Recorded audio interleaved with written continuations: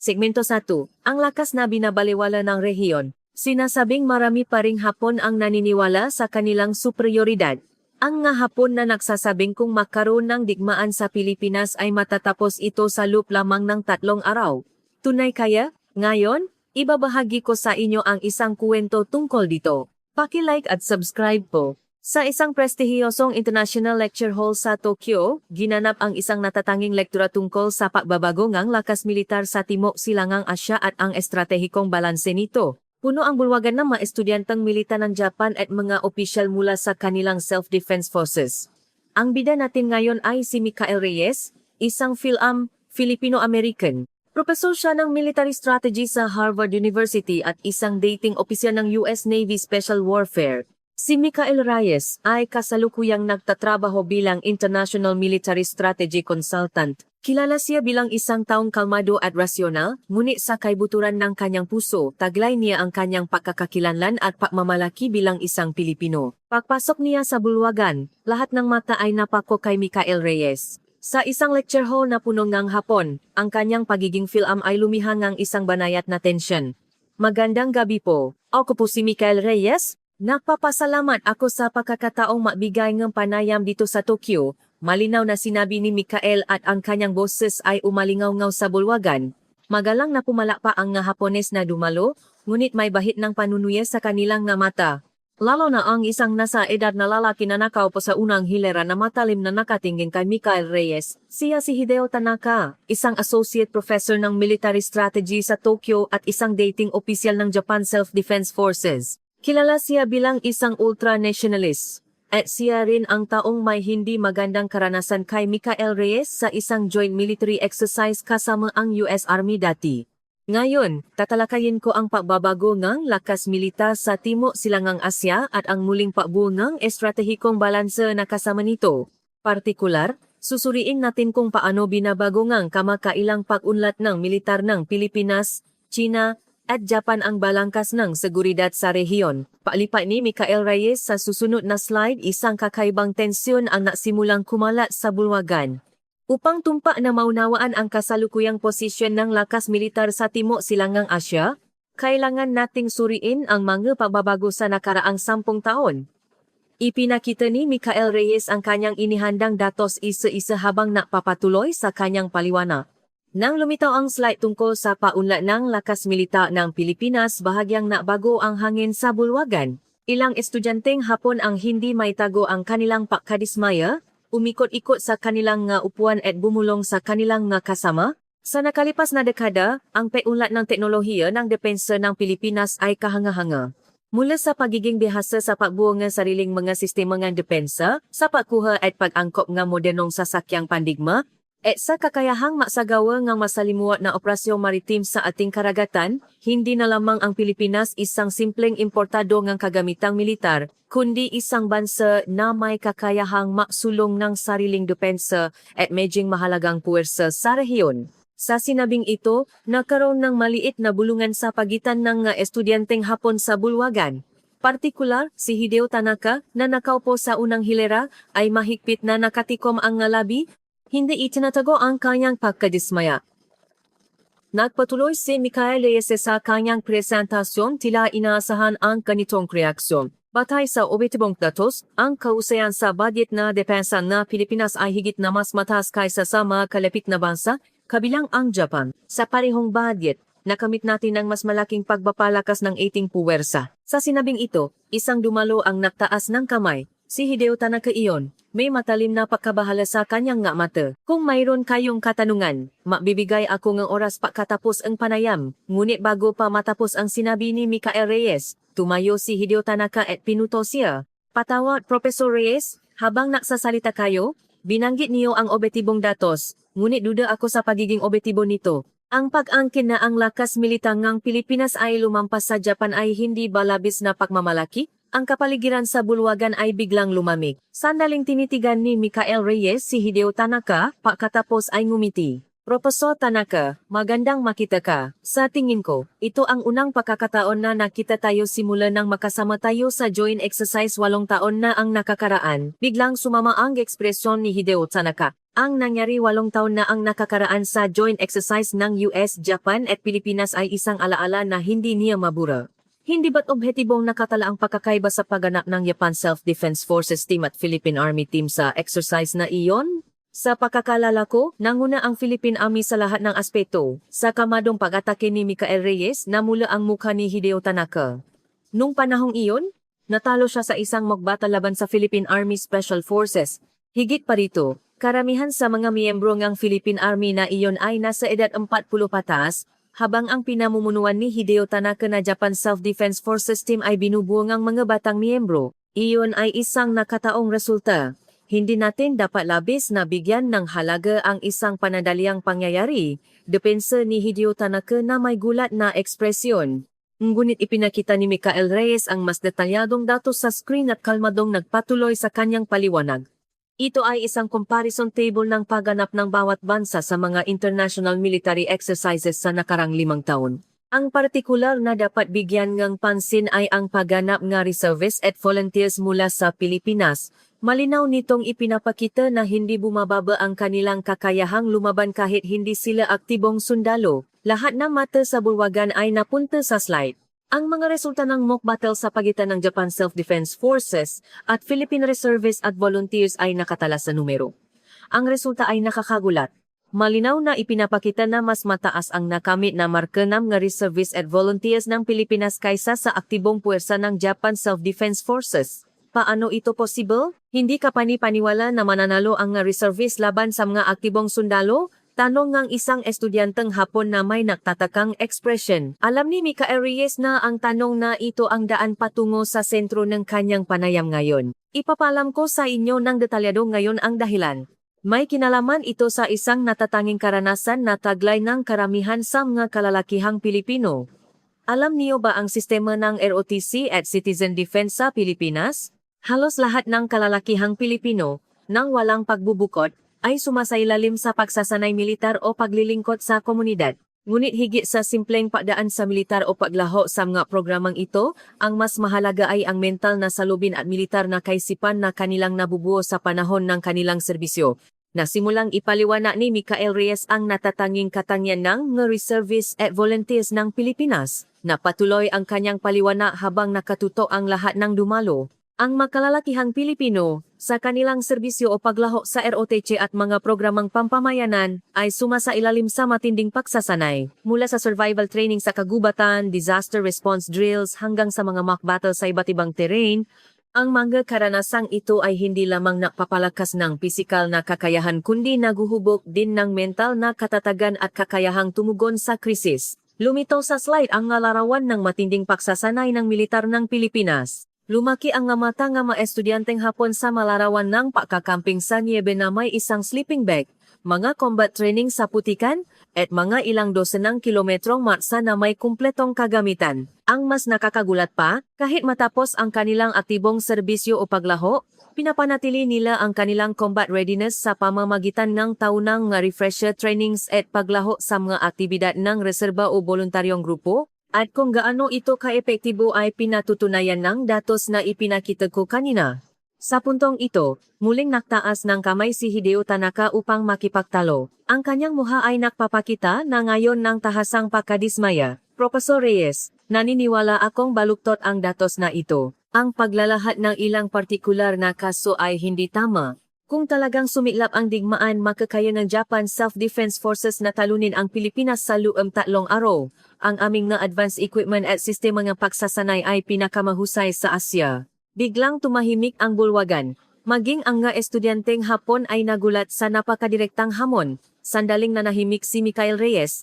Pagkatapos ay dahan-dahang umiling. 3 araw, isang kawili-wailing pag-angkin. Kung gayon, mayroon akong tanong para sa iyo, Professor Tanaka. Personal mo bang nakaharap ang mga veteranong Special Forces ng Pilipinas sa nakaraang joint exercise? Maari mo bang ibahagi sa mga dumalo kung ano ang naging resulta nun? Ang kapaligiran sa bulwagan ay lalong bumigat, namutla ang mukha ni Hideo Tanaka habang siya ay tahimik. Ipinakita ni Micael Reyes ang bagong datos sa screen. Ang datos na narito ay ang opisyal na evaluation report ng LI exercise 8 taon na ang nakakaraan. Ito ang resulta ng paghaharap ng Japan Self-Defense Forces Special Forces na pinamunuan ni Profesor Tanaka at ng Philippine Special Forces Veteran Team. Isang nakakagulat na numero ang lumitaw sa screen. Ang resulta ay ang Japan team ay ganap na nawasa sa mock battle at ang Philippine team ay nakaroon lamang ng 2 sugatan. Ang mas nakakagulat pa ay ang average age ng Philippine team ay 46 taon, habang ang Japan team ay 30 taon. Ito ay hindi patas na kondisyon. Ang Philippine team ay puro veterano ng Special Forces. Sinubukan ni Hideo Tanaka na makipagtalo ngunit ngumiti si Michael Reyes at Yumiling. Lahat sila ay mga-reservist na nagretiro na sa serbisyo. Karamihan sa kanila ay ordinaryong manggagawa na nagtatrabaho sa opisina. Bagaman mas Special Forces sila, ang kanilang pisikal na kondisyon at kapaligiran ay hindi may hahambing sa kanilang aktibong serbisyo. Sa kabilang banda, ang team na pinamunuan ni Profesor Tanaka ay aktibong Special Forces. Sa sinabing ito, ganap na nabago ang kapaligiran sa bulwagan. Nakatinginan ang nga estudyanteng Hapon, hindi may tago ang kanilang pagkagulat.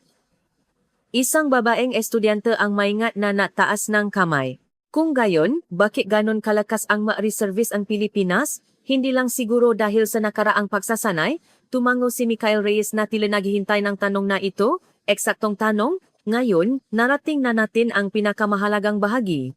Ipapaalam ko sa inyo ang sikreto kung paano ang ordinaryong mamamayan ng Pilipinas ay maaring maging ganun kalakas na puwersa sa labanan. Ipinakita ni Michael Reyes ang bagong slide. Ito ay tungkol sa natatanging kultura at diwa ng militar ng Pilipinas. Nakatuon ang lahat ng mata sa kanya.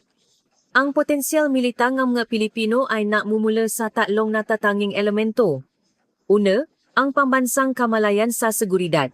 Ang Pilipinas ay isang bansa na patuloy na humaharap sa iba't ibang hamon sa seguridad mula sa natural na kalamidad, mga suliranin sa West Philippine Sea hanggang sa mga isyu ng insurhense. Sa ganitong kapaligiran lumaki ang mga Pilipino na may pakaunawang anumang oras ay maaring mangyari ang hindi inaasahan. Sa paliwanag ni Michael Reyes, naging seryoso ang ekspresyon ng mga estudyanteng Hapon. Ang ganitong pananaw ay bago sa kanila na lumaki sa isang payapang kapaligiran. Ikalawa, ang pagsasanay militar sa Pilipinas ay hindi lamang nakatuon sa pisikal na pagsasanay kundi sa pahubog ng mental na katatagan sa matinding sitwasyon.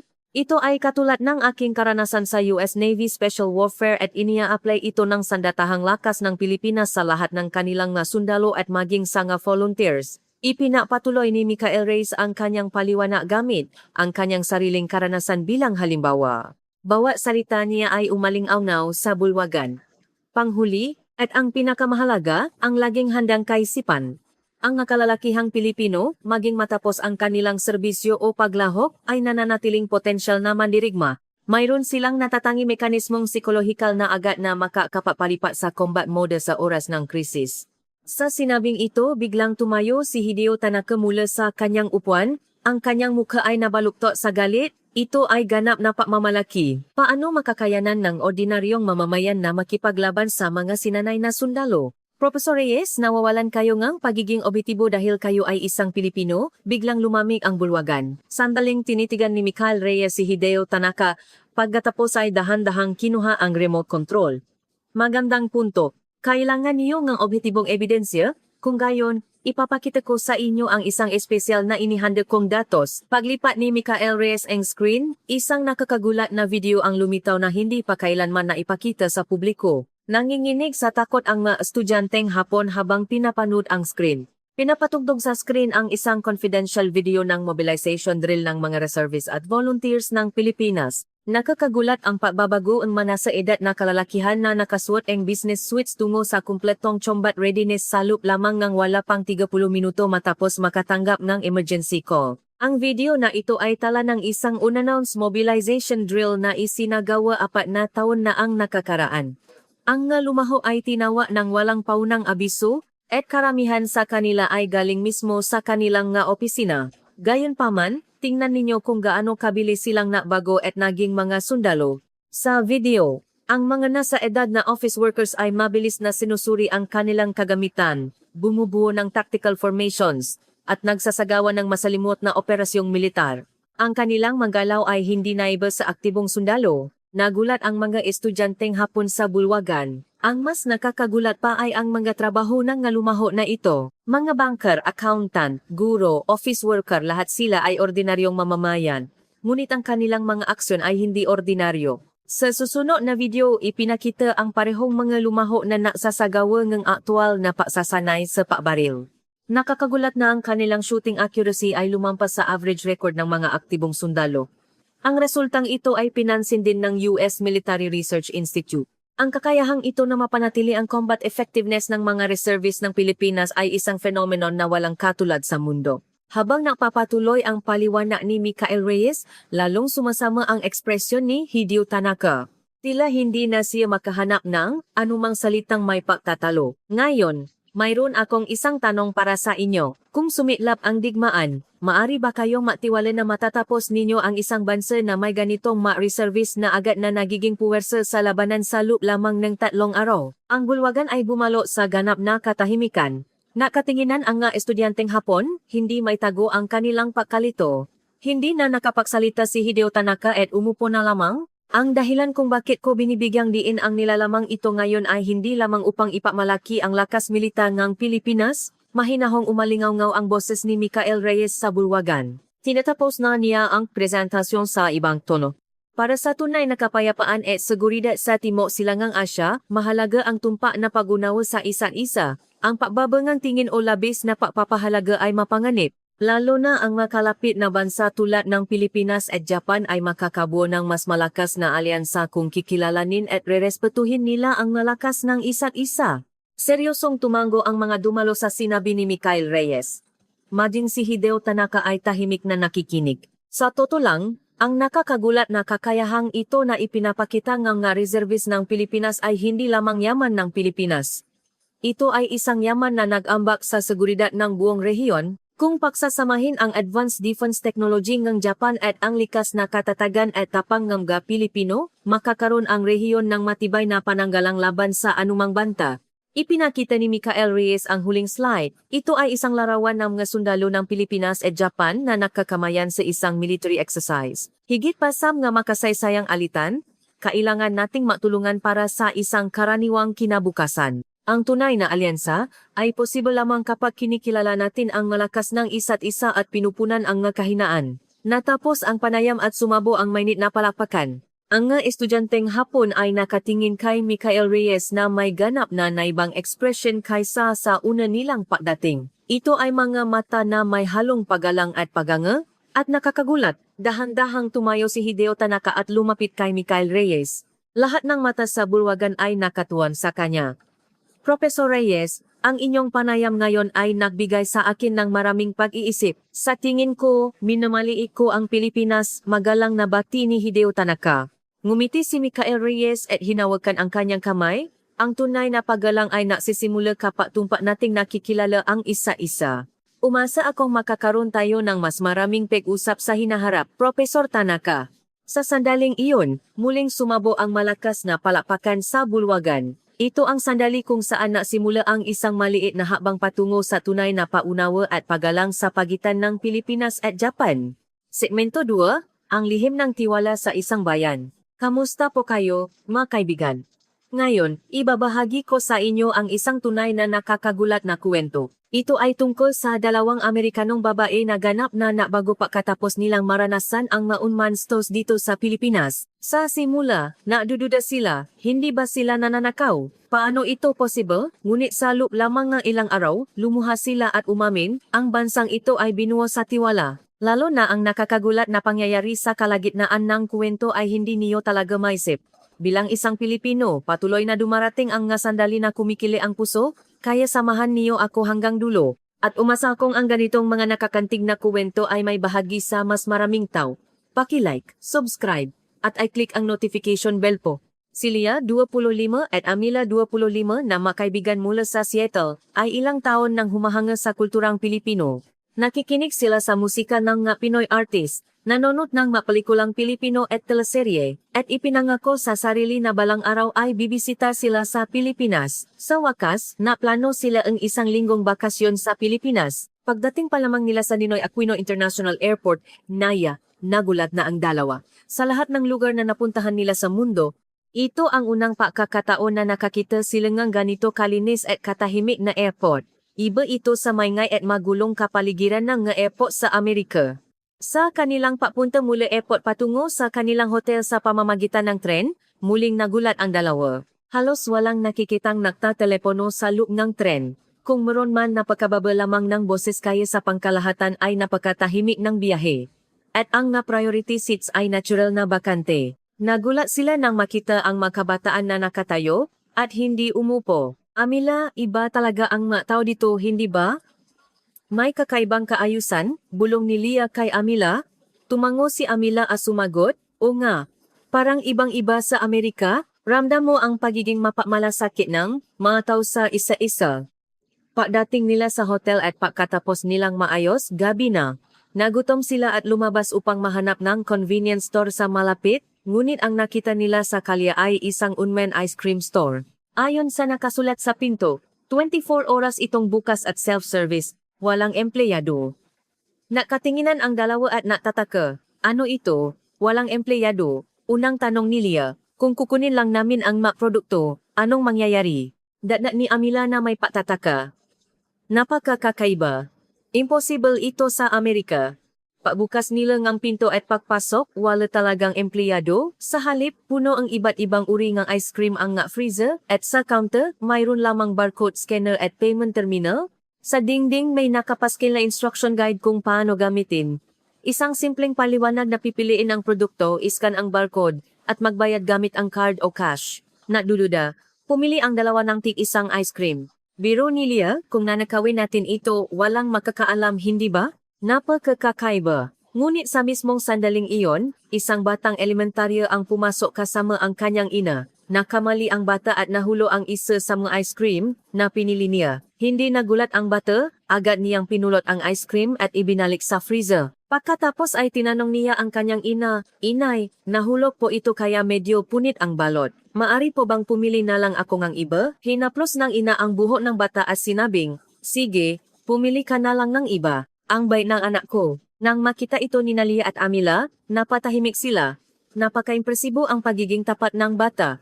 "Wow, nakita mo ba ang batang iyon?" Sinabi niya ng toto na punit ang balot, bulong ni Amila kay Leah. "Napakagaling." Sagot ni Leah na may paganga. Sa Amerika siguro kunwari na lang hindi alam at kukunin pa rin. Maingat na nakbayat ang dalawa at lumabas ng tindahan. Paglabas nila, sinabi ni Leah, may kakaiba talaga sa mga tao sa bansang ito. Gusto ko malaman kung paano naging possible ang ganitong sistema. Kinabukasan ng umaga, sinimulan ng dalawa ang kanilang unman store tour. Ang una nilang pinuntahan ay isang unman meal kit store malapit sa Bonifacio Global City, BGC. Papasok nila sa pamamagitan ng pagscan ng QR code gamit ang kanilang telepono, nakita nila ang iba-ibang uri ng meal kits na nakadisplay.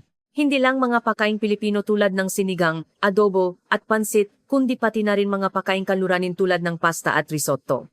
Nagulat sila nang makita ang presyo na mas mura kaysa sa inaasahan. Kakaiba rin ang paraan ng pagbabayad. I-scan ang barcode ng napiling produkto at magbayad gamit ang katapos na. Kinailangan nilang magbalot ng sarili at ang packaging materials, bags, at ice packs ay libreng gamitin. Napaka-komportable nito, bulalas ni Amila. Pero, maaari ba naming kunin ng libre ang mga packaging materials? Oo nga, sagot ni Leah na may pagtataka. Sa Amerika, sigurado, sisinggilin ka ng hiwalay para sa packaging. Naranasan din nila ang isang unman photo booth. Pumasok sila sa isang maliit na booth, nahulog ng barya, at nagpakuhang litrato. Mayroong iba't ibang backgrounds at props na inihanda. Pagkatapos ng pakuha ng litrato, automatiko itong iniimprenta. Masayang napakuha ngang maraming litrato ang dalawa. Paglabas nila sa booth, sinabi ni Amila, kakaiba na ang nga makinang ito ay hindi nasisira o nababasa. Sa Amerika sigurado, may nakasira na rito. Tumango si Leah at sumagot, "Nga. Parang pinahahalagahan talaga ng mga tao dito ang nga pampublikong pasilidad." Sa isang unman cafe, maari silang personal na gumawa ng coffee. Malinaw na ipinaliwanag ang paggamit ng coffee machine sa Filipino at Ingles, kaya madali itong gamitin. Mas mura rin ang presyo kaysa sa karaniwang cafe. Nausap ang dalawa habang umiinom ng kape. Paano napapanatili ang nga sistemang ito ng walang krimen? Tanong ni Leah. Sumagot si Amila, napakakakaiba. Kailangan nating tanungin mismo ang mga Pilipino. Naalala ni Amila na nakatira sa Metro Manila ang kanyang kaibigan sa kolehiyo na si Sofia. Agad niya itong kinonta at nakasundo silang makita. Sabi ni Sofia, masaya siyang makikipagkita sa isang kafe malapit sa Ayala Center, Makati. Sa kafe kung saan nakita sila ni Sofia, masayang ibinahagi ng dalawa ang kanilang mga karanasan sa mga unman stalls. Ngumiti si Sofia at sinabing, yun pala. Dito sa Pilipinas, natural lang iyan kaya hindi ko naisip na espesyal, pero siguro kakaiba nga sa paningin ng Gabanyaga. Paano naging possible ang ganoong sistema? Sa Amerika, hindi pa nga abot ng isang araw, mananakaw na, tanong ni Lia na may pagtataka. Sandaling naisip si Sofia bago seryosong sumagot, paano ko kaya ipapaliwanag? Sa Pilipinas, mas inuna ang tiwala at malasakit kaysa sa CCTV. Natural lang sa amin na kumilos ng may konsensya kahit walang nakakakita, at sa totoo lang mas nakakatakot kapag may nakakita. Tumango si Amila at sinabing, iyon pala ang ibig sabihin. Mas mabigat ang tingin ng lipunan kaysa sa legal na parusa. Nagpatuloy si Sofia sa pagpapaliwanag, tama. Mula pagkabata, tinuturuan ang mga Pilipino ng diwangang komunidad at pakikisama. Natural lang naming naunawaan na kung makamali ka, makasama ito sa ibang tao. Kaya possible ang nga sistemang tulad ng Unmanet Stores. Sa Pilipinas, iniisip namin na ang konsensya ay isang pampublikong yaman. Nang marinig ito, tunay na naante sina Lia at Amila. Wow, napakagaling. Nainggit ako sa ganoong kultura, sabi ni Lia. Dagdag ni Amila, sana maging ganoon din ang lipunan sa Amerika. Mas detalyado pang ipinaliwanag ni Sofia, sa totoo lang, nakakatulong din ang kultura ng malasakit sa Pilipinas. Itinuturing namin ang isa't isa na parang pamilya, kaya hindi kami basta-basta kumukuha ng gamit ng iba. At mayroon din kaming kultura ng hiya. Iniisip namin na masisira ang aming hiya kung gagawa kami ng hindi tapat na bagay. Sa pagdinig ng paliwanag na ito, mas naintindihan ng dalawang banyaga ang kulturang Pilipino. Habang napapaalam kay Sofia, sinabi ni Amila, simula bukas, masusuriin ko pa ang unman stores. Kinabukasan pinuntahan ng dalawa ang isang malaking unman convenience store sa isang modernong district sa Taguig. Ang tindahang ito, na 24 oras na bukas, ay halos kasing laki ngang isang ordinaryong convenience store. Mayroon silang lahat ng bagay, mga inumin, snacks, instant noodles, maging mga household items. Naglibot ang dalawa habang pumipili ng mga kailangan nila. Gusto ni Amila na bumili ng phone charger at medyo natagalan siya sa pagpili ng iba-ibang uri. Pagkatapos nilang magbayad at lumabas ng tindahan, nakalimutan ni Amila ang kanyang cellphone sa counter. Pabalik nila sa hotel at pagkatapos ng isang oras na pamamahinga, napatanto niya na wala ang kanyang cellphone. Nasaan ang cellphone ko? Simulang mahanap si Amila sa kanyang bag na may pag-aalala. Nahanap din si Lia ngunit hindi niya makita. Saan ko ito huling ginamit? Naalala ni Amila na sa convenience store niya ito huling ginamit habang nagbabayad. Naiwan ko sa convenience store, sigaw ni Amila na nakmamadali. Ngunit isang oras na ang nakalipas. Amila, isang oras na ang lumipas. Baka may kumuha na. Sabi ni Lia na may pag-alala. Anong gagawin ko? Lahat ng mahalagang impormasyon ay nasa cellphone ko. Sabi ni Amila na halos umiyak. Madaling tumakbo ang dalawa papunta sa convenience store. Pagdating nila sa tindahan at pagtingin sa paligid ng counter, nakakagulat na nandun pa rin ang cellphone. Kahit isang oras na ang lumipas, walang sinumang gumalaw nito. Sa sandaling makita ni Amila ang kanyang cellphone, napaluha siya. Totoo ba? Nandun pa rin dito? Sabi ni Lia na may hindi makapaniwalang expression. Sa Amerika, wala pa nga sigurong 10 minuto, nawala na iyon. Sa sandaling iyon, isang ginang na gumagamit ng tindahan ang lumapit at nagsabi, Miss, nandun na iyan kanina pa. Walang sinumang gumalaw dahil baka hanapin ng may-ari. Mas lalong naante ang dalawa nang marinig ang sinabi ng ginang. Napasalamat si Amila sa ginang. Maraming salamat po sa Amerika, hinding-hindi mangyayari ang ganito. Ngumiti ang ginang at sumagot, natural lang iyan, ganyan talaga ang nga Pilipino. Karaniwan lang na hindi galawin ang gamit ng iba. Nagpahaya din si Lia na malalim na pasasalamat. Napakabait talaga ng magka-Pilipino. Nainggit ako sa ganitong kultura. Paglabas nila ng convenience store, sinabi ni Amila, Lia, ito ay isang himala. Isang oras na ang lumipas pero nandun pa rin sa dati nitong lugar? Tumango si Lia at sumagot, o nga, ngayon, naiintindihan ko na ang sinabi ni Sofia.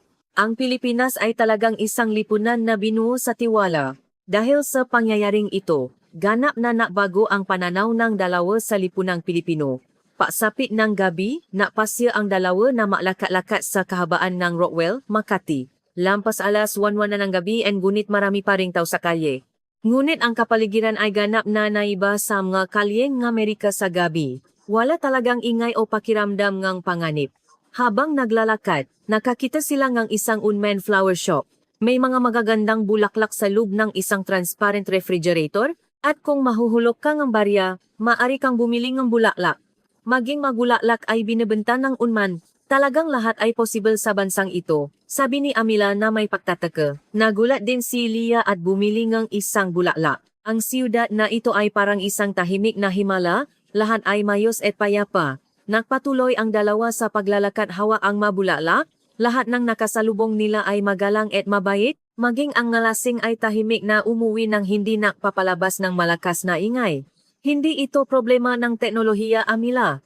Ito ay kultura na binuo ng mga tao, sabi ni Amila kay Leah. Tunay na sumang-ayon din si Leah. Sa huling araw ng kanilang biyahe bago sila pumunta sa airport, nagpasya ang dalawa na bisitahin ang isang espesyal na lugar. Ito ay isang unmanned used bookstore na nakita nila sa internet. Ang tindahan ng libro na ito, na nasa isang maliit na eskinita, ay talagang kakaiba. May maliit na sign sa pasukan na nakasulat, kung nagustuhan niyo ang libro, tingnan ang presyo at ilagay ang prasa Hono Box. Laging bukas ang pinto, at malayang nakakapaso ang mga tao upang tingnan ang nga libro at kumuha ng sarili nilang bayad. Pagpasok nila, puno talaga ng iba't ibang libro. May mga nobela, essays, comics, maging mga librong banyaga. May nakalagay na price tag sa bawat libro, at karamihan ay nasa mababang presyo na 50 hanggang 150 pesos. Pumili si Amila ng isang aklat para sa paaralang Filipino. Ang presyo ay 100 pesos. Isang maliit na kahon na may nakasulat na honor books ang nakalagay sa tabi ng bookshelf, at mayroon itong nga barya at papel na prasa sa loob. Habang inilalagay ni Amila ang 100 pesos sa Hono Box, sinabi niya ito ay talagang imposibleng mangyari sa Amerika. Sa isang araw, mawawala ang lahat ng libro at pera.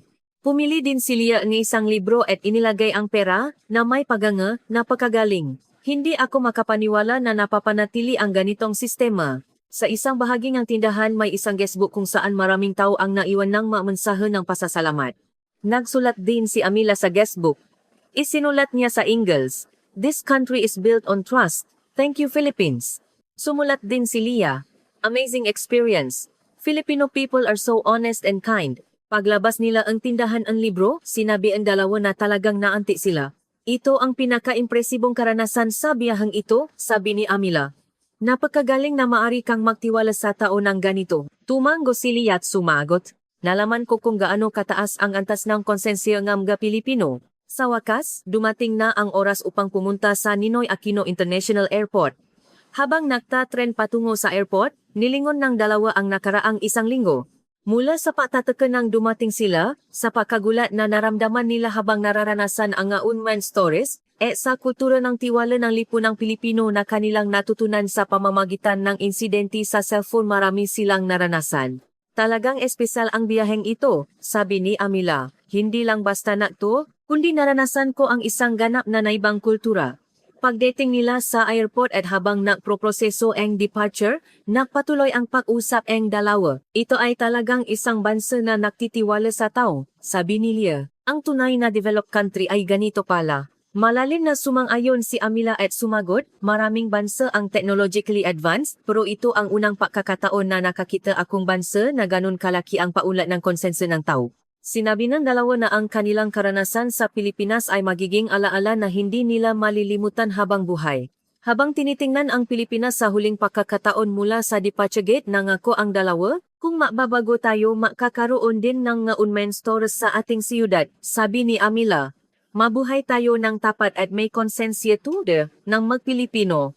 Tumango si Leah at sumagot, "Tama, simulan natin sa ating sarili. Gusto kong ibahagi ang mga kwentong ito sa mga tao sa paligid ko."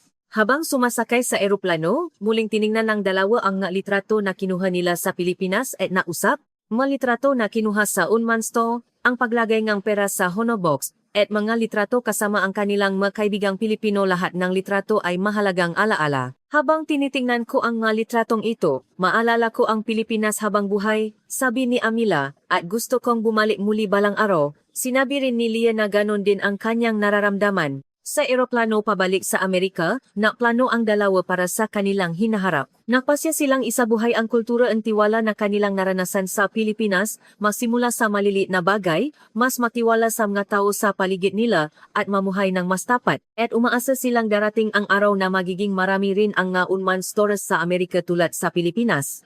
Kaya, natapos ang espesyal na karanasan ng dalawang Amerikanong babae sa Pilipinas.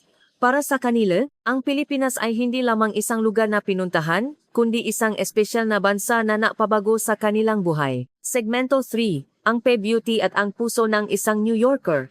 Ano kaya ang nangyari sa isang seryosong fashion editor mula sa New York upang magbago ang kanyang matibay na paniniwala sa P-Beauty? Ano ang nakakagulat na sikreto na natuklasan niya sa mundo? Sa mundo ng Filipino beauty? At paano naapektuhan siya ng balita ngang kasal ngang kanyang dating kasintahan na hindi niya inaasahang nakita? Ang nakakaantik na kwento ngang isang linggong paglalakbay na ganap na napabago sa buhay ni Katrina, sisimulan na natin ngayon. Maksisimula na po ang kwento ngayon. Paki-like, subscribe, at i-click ang notification bell po. Sa gitna ng Manhattan, New York, sa malawak na conference room ng sikat na fashion magazine na Style Insight, bumubuhos ang sikat ng araw sa pamamagitan ng malalaking bintana, habang nakalinya ang matatayo na gusali sa labas. Maraming editor ang nakaupo sa isang bilog na mesa para sa susunod na pagpaplano ang feature.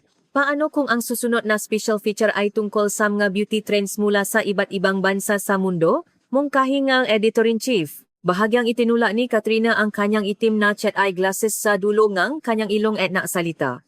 Ako na po ang hahawa ng tsolom tungkol sa Filipino beauty trends. Ngayon, sikat na sikat ang P-Beauty sa buong mundo, pero sa totoo lang, hindi ba ito labis na pinupuri? Nagulat na lumingon si Micaela, ang nakaupo sa tabi niya. Siya ay isang editor mula sa France na laging nakangiti. Ano?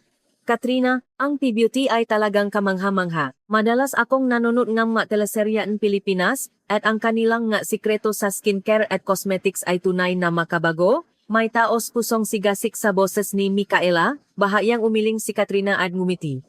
Micaela, madali kang masaktan. Ang mga mamahaling cosmetics mula sa France at Italy ay may kaalaman at tradisyon na binusalog ng dandang taon. Ang P-Beauty ay bula lamang, nakabalot sa magandang marketing at cute na packaging sa tingin ko. Lumaki ang mga mata ni Micaela. Bago ka magpasya, bakit hindi mo subukan mismo? Paano kung pumunta ka sa Pilipinas, maranasan mo mismo, pagkatapos ay saka ka magpasya? Biglang tumahimik ang conference room. Lahat ng mata ay nakatuon kay Katrina. Sandaling naisip si Katrina. Dahil sa pagmamalaki niya na ang mga produktong European at serbisyo na kanyang ginagamit ay pinakamahusay sa mundo, hinamon ng ideyang ito ang kanyang pagmamataas. Sige kung gayon, pupunta ako sa Pilipinas at mararanasan ko mismo. At susulat ako ngang isang matalas na kritikal na tsolom na may pamagat na ang tunay na mukha ngang P-Beauty, puno ngang kumpiyansa ang boses ni Katrina. Nasiyahan ang editor-in-chief at tumango. Magandang ideya. Sa susunod na isyu na ilalabas sa loob ng isang buwan, pagkatapos ng meeting, lumapit si Micaela kay Katrina, pupunta ka talaga. Bibigyan kita ng listahan ng pinakamahusay na beauty salon sa Makati, subukan mo ng bukas ang puso, maaring magbago ang isip mo. Ngumiti si Katrina, ngunit salop niya, naisip niya, hindi mangyayari iyon. Sigurado siya sa kanyang panlasa at paghuhusga. Pagdating niya sa Ninoy Aquino International Airport, pinanggunahan ni Katrina ang kanyang pagod na katawan mula sa mahabang biyahe at lumabas ng arrival area. Pagkasakay niya sa limousine bus patungong Makati, tinitigan niya ang tanawin ng Metro Manila na lumalabas sa bintana at napaisip.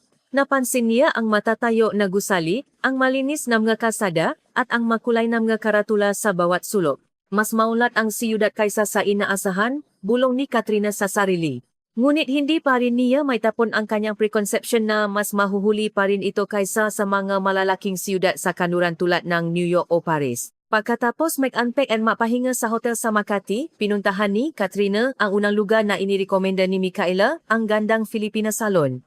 Mula pa lamang sa pasukan ng salon, kapansin na ang eleganteng interior at hindi niya maitago ang kanyang kaunting pagkagulat.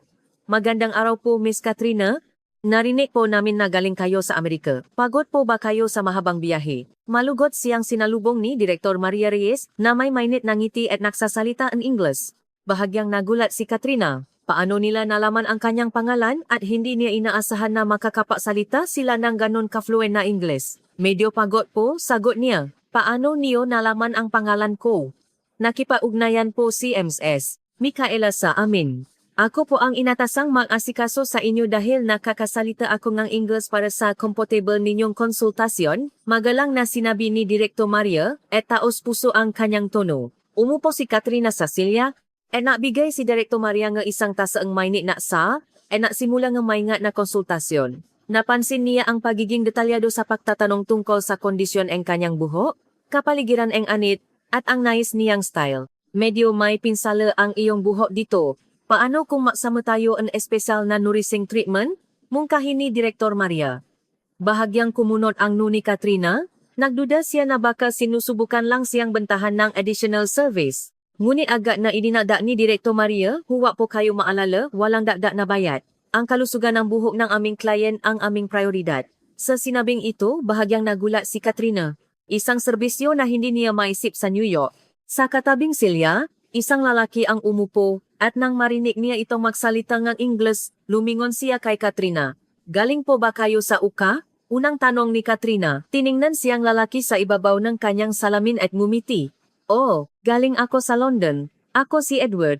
Ako si Katrina. Galing ako sa New York. Nagbiyahe ka ba para sa negosyo? Tanong niya. Tumango si Edward. Napapatakbo ako ngayong eyewear frame business at napagkahusay ngayong teknolohiya dito sa Pilipinas. Ikaw? Ako ay isang fashion magazine editor. Dito ako upang maksulat ng column tungkol sa P-Beauty. Sagot ni Katrina na may bahagyang paglayo. Kawili-wili, anong nilalaman ang tatalakayin mo? Tanong ni Edward. Sandaling nagaling lang nga si Katrina bago tapat na sumagot. Sa totoo lang ang tema ay ang P-Beauty na labis na pinupuri. Naniniwala pa rin ako na ang mga cosmetics at beauty services ng Europa ang pinakamahusay. Bahagyang sumama ang ekspresyon ni Edward. Nagsimula ka nag-research na mayroon ng konklusyon. Isang kavili-viling diskarte. Sa kanyang medyo panunodyo na tono, naramdaman ni Katrina ang pagkadismaya, ngunit agad na lumapit si Direktor Maria at nagsimulang mag-ayos ang buhok, kaya natural na naputol ang pag-usap. Maingat na inayos ni Direktor Maria ang buhok ni Katrina. Ang kanyang kalmado at detalyadong galaw ay tila isang pinto na lumiliha ng sining. Pagkatapos ang halos isa kalahating oras, ipinakita ni Direktor Maria ang salamin sa likod ni Katrina. Kumusta po? Nagustuhan po ba ninyo? May kumpiyansa sa mukha ni Direktor Maria. Napalaki ang mata ni Katrina nang makita ang sarili. Kahit sa masalon na madalas niyang puntahan sa New York, hindi pa siya nakakaranas ng ganito ka-natural and unique sophisticated na styling. Ang kanyang nasirang buhok ay kumikinang, ang kulay ay lalong nagpapatingkat sa kanyang balat, at ang cutline ay perpektong nagpapaganda sa hugis ang kanyang muha. Napakakagulat po, taos pusong bulalas ni Katrina. Ngunit agad niyang inayos ang kanyang ekspresyon, tila napatanto niyang labis siyang naging tapat. Mas maganda kaysa sa inaasahan, ngumiti si Direktor Maria, tila nabasa ang kanyang iniisip. Ginawa namin ang styling na isinasaalang-alang ang hugis ng mukha at kulay ng balat ni Miss Katrina. Lalo na ang kulay na ito ay isang espesyal na pangkulay na hindi masyadong ginagamit sa Amerika. May epekto ito na napapatingkat ng balat ng natural. Nabago rin ang tingin ni Edward nang makita ang kumpletong look ni Katrina. Bagay na bagay sa iyo. Parang ibang tao ka na. Napilitan si Katrina na aminin sa sarili. Talagang kamangha-mangha. Pero ito ay isang karanasan lang. Hindi pa rin niya ganap na binubuksan ang pader sa kanyang puso. Ang susunod na schedule ay ang hiyas ng balat aesthetics, na labis na pinuri ni Micaela. Paglabas ni Katrina sa hair salon, napahaya siya ng taos-pusong pasasalamat kay Direktor Maria. Ang hiyas ng balat aesthetics ay matatagpuan sa 15th floor ng isang luxury office building sa Makati. Ang look ng klinika ay moderno ngunit may komportableng kapaligiran. At sa mahabang bintana ay tanaw ang skyline ng Metro Manila. Magandang araw po, Ms. Katrina. Ako po si Dr. Elena Santos, ang head doctor dito. Isang elegante at nasa edad na babae ang sumalubong sa kanya. Ang balat ni Dr. Elena ay makinis at transparent na parang porselana. Ikinagagalak ko po kayong makilala, magalang na bati ni Katrina. Inakay ni Dr. Elena si Katrina sa consultation room. Suriin muna natin ng detalyado ang kondisyon nege balat ninyo. Hindi lamang kami nagbebenta nege mege cosmetics, kundi nagbibigay din kami ng customized care na isinasaalang-alang ang kondisyon ng inyong balat at lifestyle. Sumunod ang proseso ng pagkuha at pagsusuri ng balat ni Katrina gamit ang isang special camera. Nagsimulang makpaliwanag si Doktura Alina habang tinitingnan ang makaresulta sa monitor. Katrina, sa panlabas, mukha kayong may dry skin. Ngunit sa totoo lang, mayroon kayong combination skin na may pinahalong inner dryness at oiliness. At meron kayong bahagyang pamamaga sa bahaging ito. Nasiyahan po ba kayo sa stress kamakailan? Nagulat si Katrina. Nataka siya kung paano niya nalaman na siya ay nahirapan sa deadline kamakailan at hindi nakatulo ng mayos. Opo, medyo marami po akong trabaho. Iyon nga pala, hindi nagsisinungaling ang balat. Gusto kong irekomenda sa inyo ang isang espesyal na treatment na may soothing effect para sa inyo. At bibigyan ko rin kayo ng mga simpleng care tips na magagamit niyo sa bahay. Hindi sinasadya na simulang bumukas ang puso ni Katrina sa profesional na salobin at mabait na paliwanag ni Dr. Elena. Ang sumunod na treatment ay isang bagong pakiramdam na hindi pa niya naranasan noon. Naramdaman niya ang pagiging detalyado at pagmamahal na hindi niya naramdaman kahit sa mga luxury spa sa Europa. Pagkatapos ng treatment, muling nagulat si Katrina sa kanyang sarili sa salamin. Ang kanyang rough skin ay kumikinang at ang mga bahaging namumula ay humupa. Ngunit naalinlangan pa rin siyang ganap na tanggapin ang pagbabagong ito. Pagkatapos ng treatment, bumalik si Katrina sa hotel, nararamdaman ang pagbabago sa kanyang balat. Nahiga siya sa kama at tinitigan ang kisama, inaalala ang kanyang karanasan ngayon. Ang kanyang nakaranasan hanggang ngayon ay malinaw na lampas sa inaasahan, ngunit siya ay nanatili pa ring nag-aalinlangan. Masyado pang maaga para magpasya, ngayon pa lang ang ikalawang araw. Kinabukasan ng umaga, napasya si Katrina na bisitahin ang Malaya Opticals, ang susunod na lugar sa listahan ni Micaela. Matatagpuan ito sa Tiga de Floeni, isang luxury shopping mall malapit sa Ayala Center, at kilala ito sa kahusayan ng teknolohiya ng salamin sa Pilipinas. Papasok niya sa tindahan, napansin niya ang stylish interior at ang iba't ibang frame na salamin na nakadikit sa dingding. Habang naglilibot si Katrina sa tindahan, narinig niya ang pamilyar na boses. Magkita tayong muli. Tadhana ba ito? Lumapit si Edward na nakangiti. Bahagyang nagulat si Katrina ngunit agad na ngumiti. Edward, hindi ko inaasahan. Dito ka ba upang mapagawa ng salamin? O, may kinalaman sa negosyo ko. Ang teknolohiya ng paggawa ng eyewear frame sa Pilipinas ay world class, kaya taon-taon akong bumibisita upang tingnan ang bagong collection. Ikaw? Ako rin, magpapagawa ng bagong salamin. Sa totoo lang, sinusubukan ko ang nga produkto at serbisyo na may kinalaman sa P-Beauty, sagot ni Katrina. Napakita nga mapaglarong ngiti ang mukha ni Edward, para maksulat ng tsolom na ang P-Beauty ay labis na pinupuri, bahagyang namula si Katrina at tumawa. Hindi pa ako nagdedesisyon? Sa totoo lang masasabi kong medyo impresibo hanggang ngayon, ganun ba? Ako rin, noong una ay skeptical tulad mo. Ngunit ngayon, lahat ng pangunahing partner ko sa negosyo ay magkumpanya ng Pilipino, seryosong sabi ni Edward. Sa sandaling iyon, lumapit ang empleyado ng tindahan at inakay ang dalawa. Umupo si Katrina at Edward nang makatabi at tumanggap ng eyewear customization service. Inirekomenda ni Edward kay Katrina ang iba't ibang frame, at pinayuhan siya kung anong style ang babagay sa hugis kanyang mukha at sa kanyang bagong hairstyle. Ang frame na ito ay talagang bagay sa iyo. Napapalambot ng iyong mukha, sabi ni Edward habang inabot ang isang frame. Nagulat si Katrina nang tingnan ang salamin. Isang style na hinding-hindi niya pipiliin ngunit nakakagulat na perpekto itong bumagay sa kanya. Totoo ba?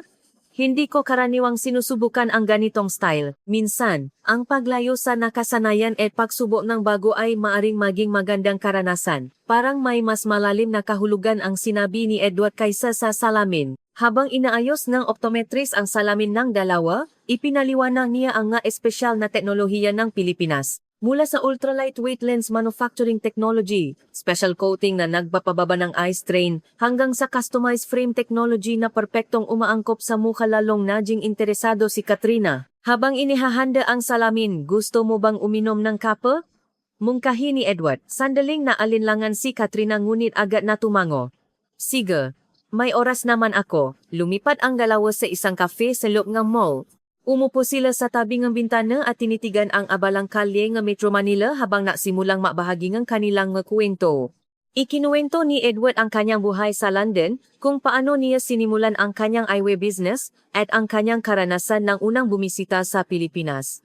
Noona, mayroon din akong preconception, ngunit nang maranasan ko mismo, ganap na nabago ang aking pag-isip. Humanga ako sa craftsmanship at patuloy na inobasyon ng Pilipinas. Ramdam ang taos puso sa sinabi ni Edward. Hindi sinasadya naramdaman ni Katrina na nakakit siya kay Edward. Sa likod na kanyang seryosong unang impresyon, may nakatagong mainit at matalinong alindog. Napatuloy ang pausap ng dalawa ng natural, at naging napakasaya nila na hindi nila namalayan ang oras. Kinabukasan binisita ni Katrina ang Kulay Eng Buhay Studio, isang personal color diagnosis shop na partikular na binigyang diin ni Micaela. Ito ay isang lugar kung saan komprehensibong sinusuri ang kulay ng balat, kulay ng mata, at kulay ng buhok ng isang individual upang matukoy ang pinakaangkop na kulay. Pagkatapos ng masayang oras kasama si Edward, gumaan ang pakiramdam ni Katrina. Unti-unti siyang nagsimulang maging interesado sa mga beauty services ng Pilipinas. Matatagpuan ang Kulay Eng Buhay Studio sa isang eskinita sa Makati. Papasok ni Katrina sa shop, napansin niya ang interior na puno ng makulay na kulay. Sa dingding, may nakadisplay na iba't ibang color palettes na naglalarawan ng 4 na seasons. Magandang araw po, Miss Katrina. Ako po si Soledad Reyes. Ako po ang tutulong sa inyo sa personal color diagnosis ngayon. Isang batang babae na nakasuot ng mayos ang sumalubong sa kanya. Ngumit si Katrina na may mainit na pagbat. Umupo siya sa isang komportableng silya, nagtanggal ng makeup, at naghanda para sa diagnosis. Nagpatuloy si Soledad sa pagpapaliwanag habang inilalagay ang iba't ibang kulay ng tela sa ilalim ng mukha ni Katrina. Mr.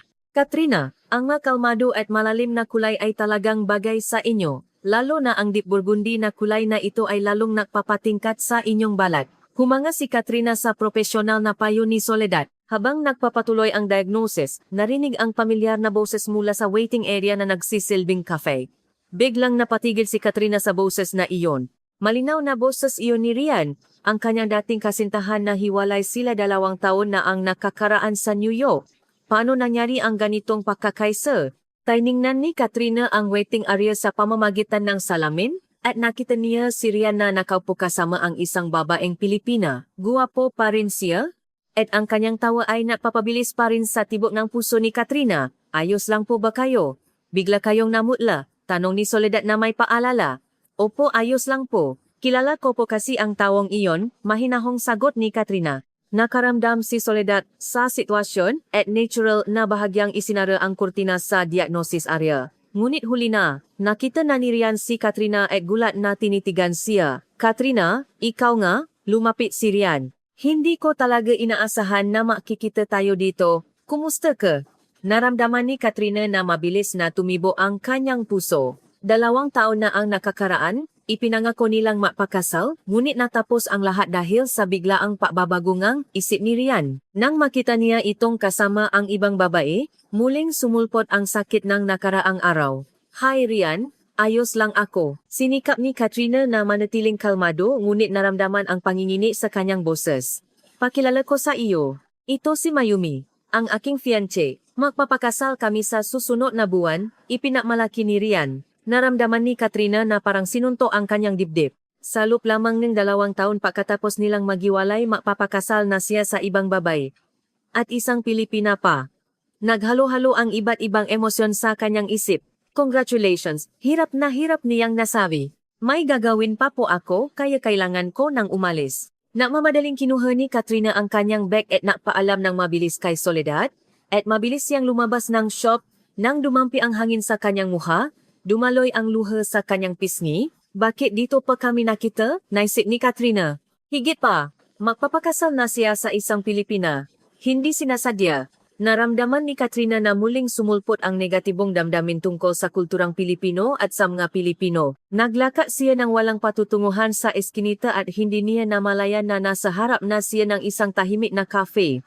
Ang kailangan niya ngayon ay isang tahimik na oras. Pumasok si Katrina sa cafe, umupo sa sulok, at umorder na mainit na latte. Habang tinitingnan ang labas ng bintana, sinikap niyang ayusin ang kanyang makaranasan sa nakaraang 2 araw at ang nakakagulat na pakikita kanina. Sa tahimik na kapaligiran ng kafe, sinikap ni Katrina na ayusin ang kanyang komplikadong emosyon. Ang biglaang pakikita nila ni Rian ay yumani sa kanyang puso. Habang tinitingnan niya ang abalang araw-araw na buhay na Makati na dumadaloy sa labas ng bintana, tinanong niya ang sarili kung bakit siya ganun na lang kumanginig. Tapos na ang relasyon, bakit masakit pa rin ang aking puso?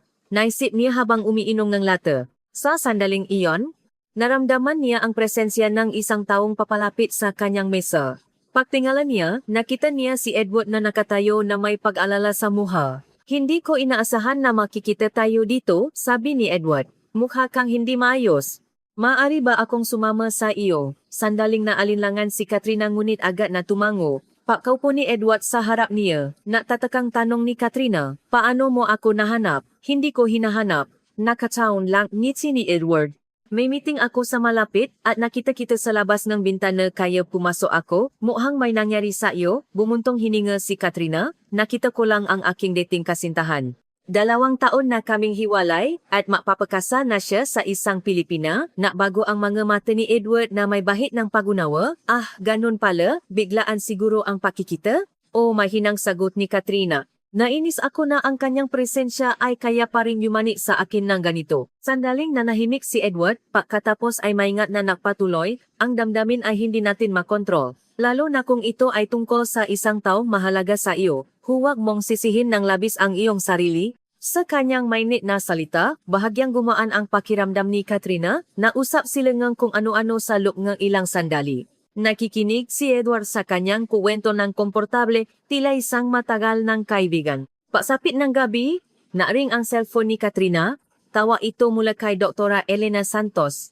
Miss Katrina, narinig ko po na bigla kayong umalis habang napapakala diagnosis. Ayos lang po ba kayo? Nanti si Katrina sa taos-pusong pag-alala ni Dr. Elena. Pasensya na po, bigla po kasing may nangyari sa aking personal. Kung malaya po kayo ngayong gabi, pumunta po kayo sa aming klinika. Makakapausap po tayo ng comfortable kapwa walang tao. Naapresya ni Katrina ang mainit na alok ni Dr. Elena. Pagkatapos mapaalam kay Edward, natungo si Katrina sa hiyas ng Balat Aesthetics. Pagbukas niya ng pinto, naroon na si Dr. Elena at Director Maria, naghihintay sa kanya. Napakalaking ang pinagdaanan ninyo, hindi po ba? Hinawakan ni Dr. Elena ang kamay ni Katrina ng mainit. Umupo po kayo, bibigyan ko kayo ng saa. Sa taos-pusong pamamalasakit ng 2 babaeng ito, bumukas ang puso ni Katrina. Hindi sinasadya, ibinahagi niya ang lahat ang kuwento tungkol kay Rian, ang sakit na dinanas niya, at ang nakakagulat na pakikita ngayon. Walang mas masakit kaysa sa masaktan ng taong mahal mo, sabi ni Direktor Maria na may paunawa. Ngunit ang sakit na yon ay maaring napatibay sa inyo, Miss Katrina. Dagdag ni Dr. Elena na may matalinong ngiti, ang buhay ay patuloy na nababago. Ang sakit kahapon ay nagiging aral ngayon, at ang pagkalito ngayon ay nagiging karunungan bukas. Sa sinabing iyon, malalim na napaisip si Katrina. Sa totoo lang, nung una akong dumating sa Pilipinas, mayroon akong prejudice laban sa P-Beauty. Ngunit sa loob ng 2 araw, humanga ako sa serbisyo at sa taos-pusong salubin ninyong lahat. Iba ang kultura, ngunit sa huli, lahat tayo ay tao. Hindi mahalaga ang nasyonalidad, kundi kung gaano mo taos-pusong pakikitunguhan ang isa-isa. Malalim na naantik si Katrina sa sinabi ni Dr. Elena. Nang gabing iyon, habang papalabas ng klinika, gumaan ang pakiramdam ni Katrina. Masakit pa rin ang pakikita nila ni Rian, ngunit sa pamamagitan ng sakit na iyon, muli niyang tiningnan ang kanyang sariling prejudice. Sa kanyang pagbalik sa hotel, nakatanggap siya ng text message mula kay Edward. Libre ka ba bukas ng gabi? Gusto kong magapunan tayo. Hihintayin ko ang iyong sagot. Ngumiti si Katrina at nagreply. Sige, see you tomorrow. Kinabukasan ng umaga, binisita ni Katrina ang Dalisay Wellness Retreat, ang huling spot sa listahan ni Micaela. Ito ay isang pribadong P-Beauty spa na kamakailan ay naging sikat sa mga dayuhang turista. Matatagpuan sa isang tahimik na residential area sa Quezon City, ang spa na ito ay mukhang ordinaryong gusali sa labas, ngunit pagpasok mo, parang dumating ka sa ibang mundo. Pagpasok sa lobby, napansin niya ang nga babae mula sa iba't ibang nasyonalidad. Narinig ang iba't ibang wika Ingles, Mandarin, Hapon maging Russian. Naisip ni Katrina, ganito karaming dayuhan ang pumupunta rito para maranasan ang Filipino beauty.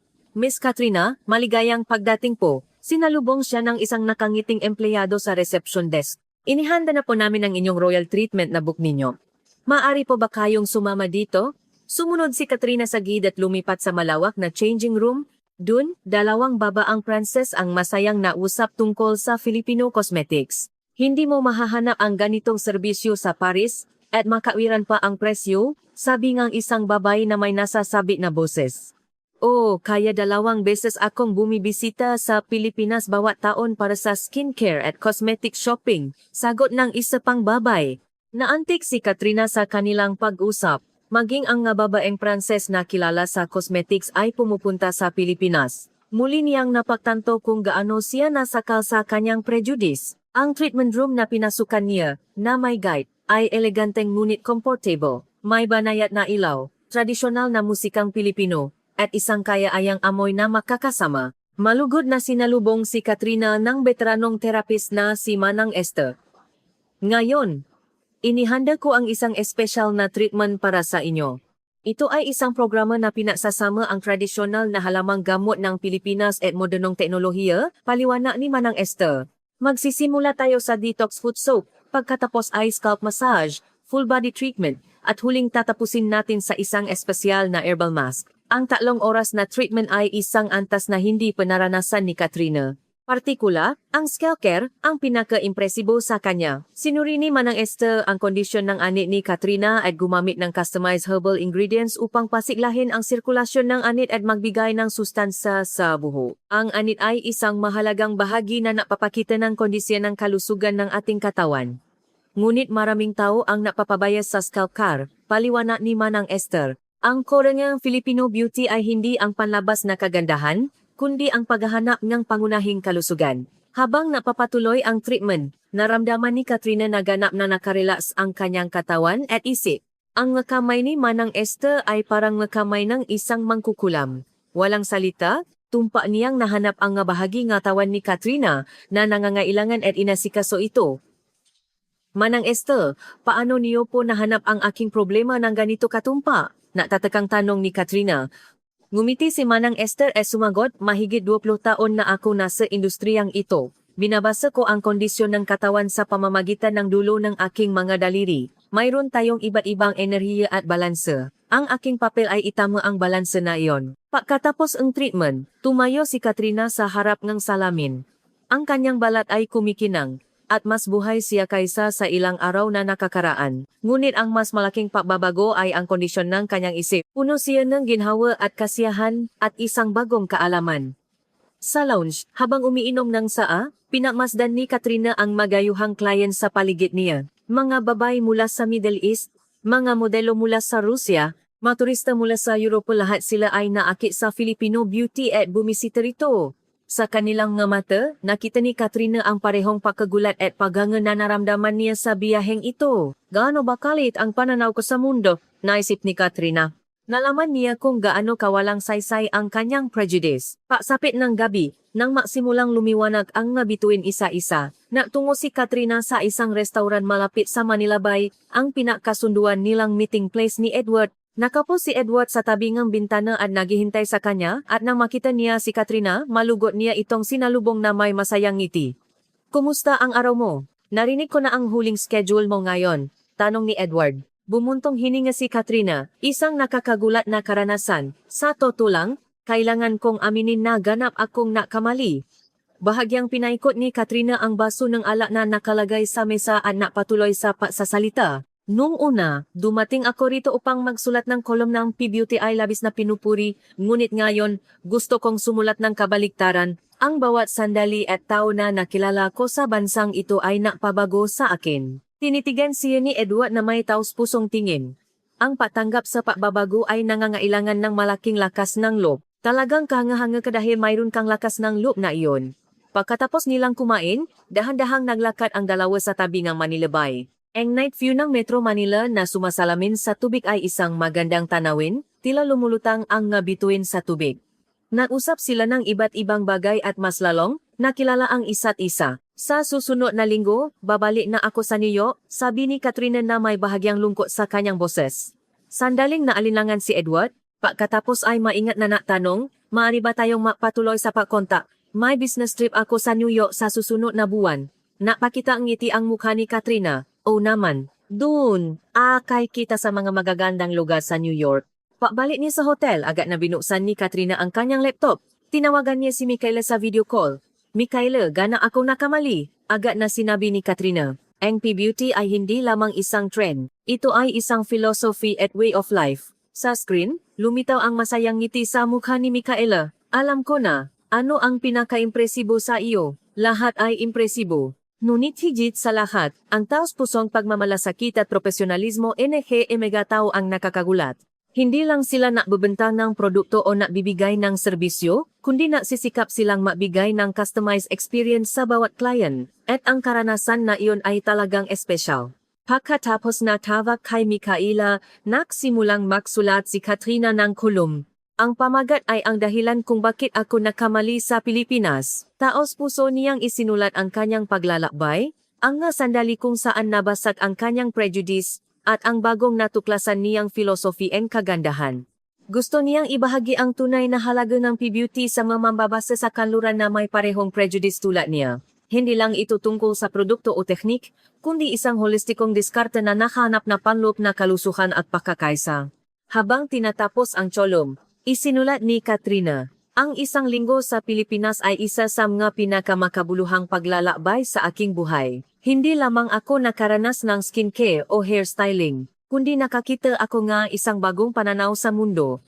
Ang tunay na kagandahan ng P-Beauty ay hindi panlabas, kundi ang filosofi nito na naghahanap ng balanse, pagkakaisa, at naturalisa. At ang taos-pusong sigasig at proporsyonalismo nga taong naghahati ng filosofi na iyon ang tunay na dahilan kung bakit minamahal ang P-Beauty sa buong mundo. Sa huling araw ang umaga, habang naayos ang kanyang nga gamit, ipinadala ni Katrina ang kanyang tapos na kolum kay Michaela sa email. At nagpadala siya ngang mensaheng pasasalamat kina Direktor Maria, Dr. Elena, at Manang Estengang Spa. Hindi lang sila nga nabigay ng serbisyo, kundi naging mahalagang tao sila na nabigay sa kanya ng bagong pananaw sa buhay. Pababa sa lobby ng hotel upang sumakay ng taxi patungong airport, hindi inaasahang nakita ni Katrina si Edward na naghihintay sa kanya na may hawak na maliit na gift box. Gusto kong mapalam bago ka umalis, sabi ni Edward habang iniabot ang gift box, isang maliit na regalo upang maalala mo ang Pilipinas. Pagbukas ni Katrina ng kahon, lumabas ang isang magandang Filipino traditional hand mirror. Sa likod ng salamin, may nakaukit na maliit na mensahe, ang tunay na kagandahan ay laging nagsisimula sa kaluban. Napakakabuluhang regalo, salamat Edward. Taos-pusong naanti ang boses ni Katrina. Hinawakan ni Edward ang kanyang kamay. Makita tayo sa New York sa susunod na buwan. Pagdating sa Ninoy Aquino International Airport, nilingon ni Katrina ang lupa ng Pilipinas sa huling pagkakataon bago matungo sa departure area. Ang biyaheng ito ay hindi lamang isang research trip. Ito ay isang paglalakbay upang sirain ang kanyang prejudice at tuklasin ang isang bagong mundo. Pagkasakay sa eroplano, tinitigan ni Katrina ang lumili na Metro Manila mula sa bintana. Ang kanyang puso ay hindi na nakakulong sa makitit na prejudice. Sa halip, puno ito ng mga bagong posibilidad at peasa. Ang muling pagkikita nila ni Edward at ang pagpapakalat sa mundo ng tunay na halaga ng P-Beauty na personal niyang naranasan pakiramdam ni Katrina ay hindi ito ang katapusan ng biyaheng ito, kundi isang bagong simula. Ito ay simula ng isang paglalakbay na magdadala ng bagong kagandahan sa kanyang buhay at sa buhay ng maraming tao. Segmento 4, ang paglalakbay ng isang Ukrainian upang maging Pilipino. Kumusta po kayo, mga kaibigan? Ngayon, ibabahagi ko sa inyo ang isang tunay na nakakagulat na kuwento. Maniniwala ba kayo kung sasabihin kong may pagsusulit na mas mahirap pa sa mapagsusulit ng sinaunang Pilipino? Ito ang kuwento ng Philippine Naturalization Test. Samahan natin ang nakakaanti na paglalakbay ng isang babaeng Ukrainian upang maging isang Pilipino. Si Natalia, na nag-aral ng vocal music, ay unang tumapa sa Pilipinas 10 taon na ang nakakaraan. Ngunit ano na kaya ang nangyari sa kanya ngayon? Lalo na ang nakakagulat na pangyayari ng araw ng naturalization test ay tiyak na magpapaantik sa inyong puso. Gaano karaming pagsisikap ang ginawa niya upang makapasa sa pasusulit na ito na may matanong na hindi alam maging ng mapilipino? At ano ang hindi inaasahang twist na nakilala niya sa proseso? Panorin niyo po hanggang dulo. Isang tunay na nakakaanti na wakas ang naghihintay sa inyo. Magsisimula na po tayo ngayon. Paki-like, subscribe, At i-click ang notification bell po. Ang inyong maliit na interes ay nagiging lakas upang makagawa ng mas mahusay na content. Unang tumapa si Natalia, na mula sa Kyiv, Ukraine sa Pilipinas noong taglagas ng 2014. Ito ang taon kung saan siya naging 30 anyos. Si Natalia, na nag-aral ng vocal music, ay dumating bilang exchange student sa UP Diliman College of Music upang matuto ng tradisyonal na paraan ng pagtuturo ng vocal music sa Pilipinas. Si Natalia, na matangkad, may blonde na buhok, at asul na mata, ay nakakakuhang atensyon saan man siya magpunta. Ngunit ang kanyang unang buhay sa Pilipinas ay mas mahirap kaysa sa inaasahan. Dahil dumating siya ng hindi marunong ng Filipino, nahirapan siya sa simpleng komunikasyon. Kahit gusto niyang kumain sa kantina ng paaralan, hindi niya mabasa ang menu, kaya kinailangan niyang ituro ang kinakain ng ibang estudyante. Nang makita siya ng mga estudyanteng Pilipino, tinulungan nila siya ng buong puso. Ate, masarap ito. Subukan mo, lumapit ang nga estudyanteng Pilipino at inalok siya ngang pakain. Sa simula, kakaiba ito, ngunit unti-unti niyang naramdaman ang mainit na puso nga Pilipino, lalo na ang kultura ng pagiging mapakmalasakit sa nga banyaga na walang alam ay kapansin-napansin. Pagsapit ng kanyang exchange student period, napaisip si Natalia, kailangan niyang magpasya kung babalik sa Ukraina o magpapatuloy pa sa paaral sa Pilipinas. Ngunit sa pagkakataong iyon, tinamaan ng COVID-19 ang buong mundo. Karamihan sa mga international flights ay kinansela, kaya napilitan si Natalia na manatili sa Pilipinas. Anong gagawin ko? Hindi niya alam ang gagawin. Ang kanyang orihinal na plano na bumalik ay nawala at kailangan niyang ipapatuloy ang buhay sa Pilipinas. Sa kabutihang palad, possible ang visa extension, ngunit hindi niya alam kung paano siya mamumuhay sa hinaharap. Sa panahong iyon, wala siyang naisip na maging isang Pilipino upang kumita. Nagsimula si Natalia magturo ng vocal music sa isang children's music academy sa Makati. Bagaman ito ang unang pagkakataon na natuturo siya ng mga bata, dahil sa musika bilang karaniwang interes, hindi ito kasing hirap ng inaasahan. Sa halip, nahanap niya ang kapayapaan sa kanyang puso sa pamamagitan ng mainosenteng bata. Unang nakilala ni Natalia si Manuel sa isang music volunteer activity sa isang community center sa kanyang lugar. Si Manuel ay naghahanap ng makabuluhang gawain matapos magbitiw sa kanyang trabaho sa isang malaking korporasyon. Si Manuel, 32, ay may kalmado at mapagmahal na personalidad at mahal siya nga mga tao sa paligid niya. Magandang araw po. Ikinagagalak ko po kayong makilala. Unang bati ni Manuel. Sumagot si Natalia sa kanyang hirap na Filipino. Magandang araw po. Ako po si Natalia. Pareho silang nag-volunteer sa music-related activities sa community center. Si Manuel ay tumutug ng gitara at si Natalia naman ay nagtuturo ng kanta. Sa simula, nahirapan sila sa komunikasyon dahil sa language barrier. Ngunit mayroon silang karaniwang wika-musika. Makasama silang tumutugtog, si Manuel ay nagigitar at si Natalia naman ay kumakanta. Gustong-gusto rin ng mga bata ang kanilang pagtugtog. Wow, napakagaling po ninyong makasama, mga guro, sabi ng isang bata ng inosente. Sa sandaling iyon, nakatinginan sina Natalia at Manuel at ngumiti. Pagkatapos ning volunteer activity, natural na makasama pa rin ang dalawa. Sinikap ni Manuel na turuan si Natalia tungkol sa kulturang Pilipino. Ipinakilala niya ang mga pagkaing Pilipino sa tradisyonal na palengke at ibinahagi ang mga kwento ng kasaysayan habang makasamang naglilibot sa lumang simbahan. Unti-unting binuksan ni Natalia ang kanyang puso sa maingat na pagmamalasakit ni Manuel. Ang mga matatanda sa lugar ay masaya ring pinagmamasdan ang kanilang relasyon. Ang ganda ngang makasintahan na iyan. Okay lang kung dayuhan ang magiging manugang. Sa tuwing naririnig niya ang nga mainit na salitang ito, nararamdaman ni Natalia ang inclusivity ng lipunang Pilipino. Ngunit hindi lahat ay sumasang-ayon sa kanilang relasyon. Lalo na ang ina ni Manuel ay hindi gusto ang ideya na ang kanyang anak ay nakikipagde sa isang banyaga. Maraming babaeng Pilipino, bakit kailangan mo pang makipagde sa isang banyaga? Mas malakas ang pagtutulngi, ina kaysa sa inaasahan. Sa kabila nito, lumalim ang paibig ni Natalia at Manuel. Baka man mayroon silang makaibang kultural na pinahmulan, taos-puso silang nagsisikap na maunawa ng isa't isa.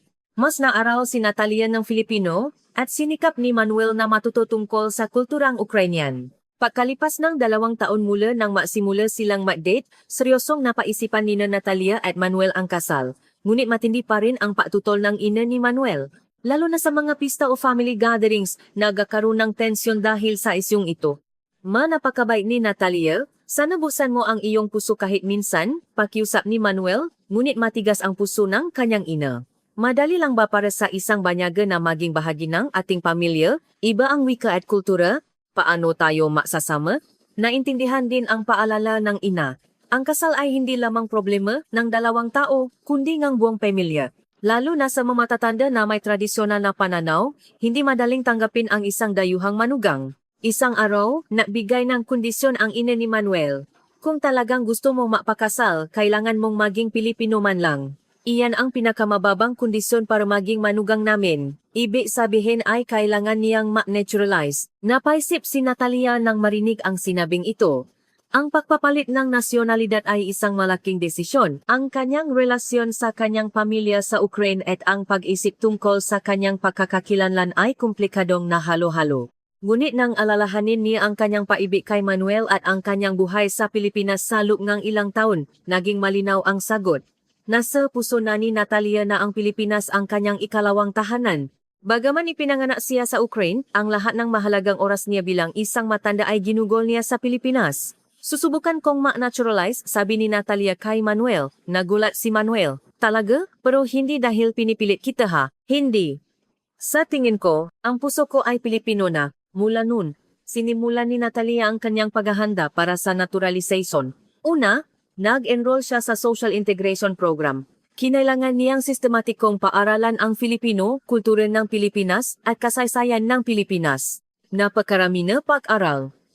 Lalo na ang bahagi ng kasaysayan ng Pilipinas ang pinakamahirap, mula sa kuwento ni Lapu-Lapu, sa digmaang Pilipino-Amerikano, hanggang sa kasaysayan ng Pilipinas sa modernong panahon, puno ito nga detalye na ikalilito maging ng mapilipino. Kailangan kong tandaan ang lahat ng ito, bumuntong hininga si Natalia. Ang paghahanda para sa naturalization test ay mas komplikado at mahirap kaysa sa inaasahan. Gumising si Natalia ng alas 5 ng umaga araw-araw upang mag-aral. Maliban sa kanyang oras ng trabaho sa Music Academy, inilaan niya ang lahat ng kanyang oras sa paghahanda para sa pagsusulit. Pabubuklat niya ng aklat sa kasaysayan ng Pilipinas, napakarami ng nilalaman na nakakakili. Mula sa pre-kolonyal na Pilipinas, sa panahon ng Kastila, sa mga revolusyon, hanggang sa modernong kasaysayan. Anong taon inihaya ang kalayaan? Sino ang sumulat ng Noli Me Tangere? Kailan naganap ang EDSA Revolution? Patuloy na dumarating ang ganitong matanong. Ang mas nakakagulat pa ay ang tanong tungkol sa kultura. Sino ang lumika ng Philippine National Anthem? Ano ang pangunahing sangkap ng adobo? Ano ang tradisyonal na bahay sa Pilipinas? Sa pagtingin sa matanong na ito, nalito si Natalia. Dahil maging ang mga Pilipino ay hindi sigurado sa mga detayadong bagay na ito. Ang larangan ng politika at ekonomiya ay mas komplikado. Ano ang sistema ng politika ng Pilipinas?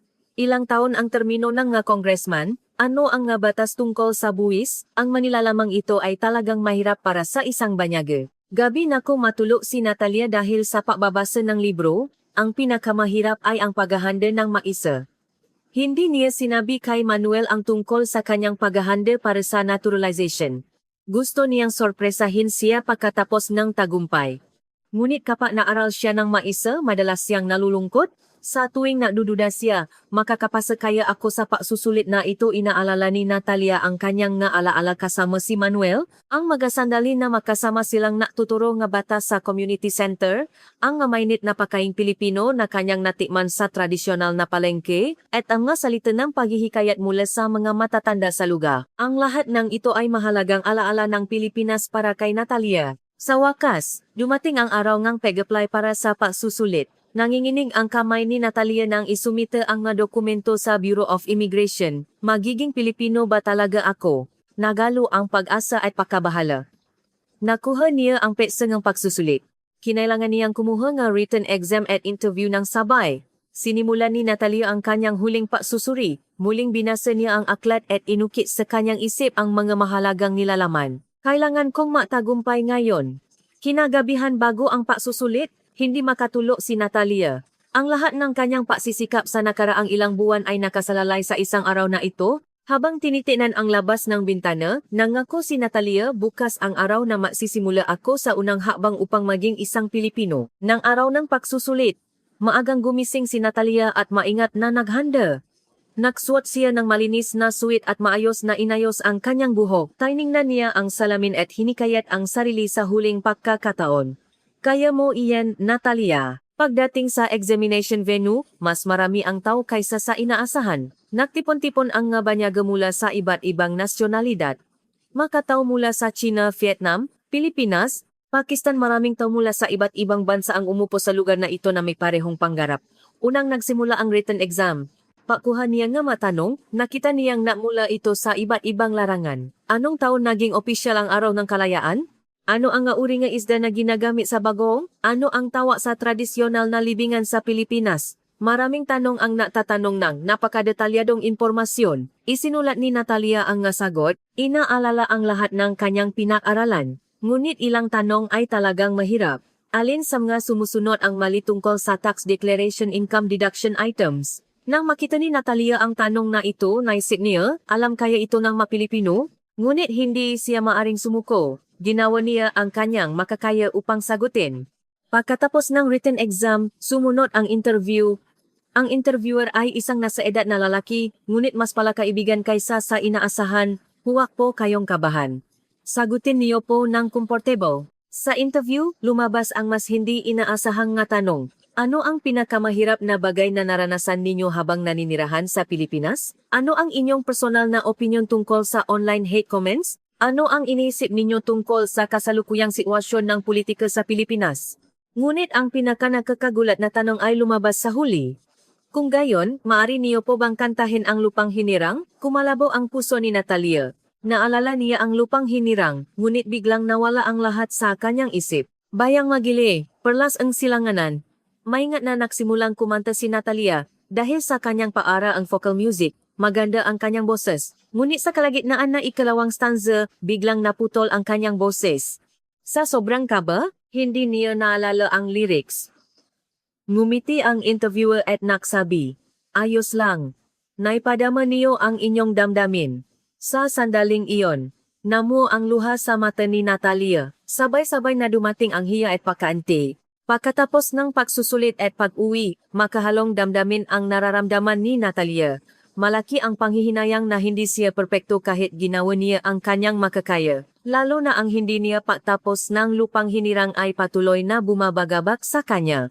Ilang araw pakaraan, isang hindi inaasahang tawag ang dumating. Tawa ito mula sa Bureau of Immigration. Kayo po ba si Miss Natalia, ang aplikante para sa naturalization? Kinontak po naman kayo para sa karagdagang verifikasyon. Sa sandaling sinagot niya ang tawag, mabilis na tumibo ang puso ni Natalia. May problema kaya sa pagsusulit? Kinabahan siya habang hawa ang telepono? Kasalukuyan po ba kayong nakatira kasama ang Filipino male na kasintahan niyo? Isang bigla ang tanong ito. Sa totoo lang, nakasundo sina Natalia at Manuel na manirahan sa kani-kanilang bahay hanggang sa kasal. Ito ay desisyon na isinasaalang-alang ang konserbatibong pananaw ngina ni Manuel. Kasalukuyan po kaming makahiwalay ng tirahan, tapat na sagot ni Natalia. Ngunit hindi niya alam na magiging problema ang sagot na ito. Nagtanong muli ang staff, kung gayon, tiyak po ba ang plano ninyong magpakasal?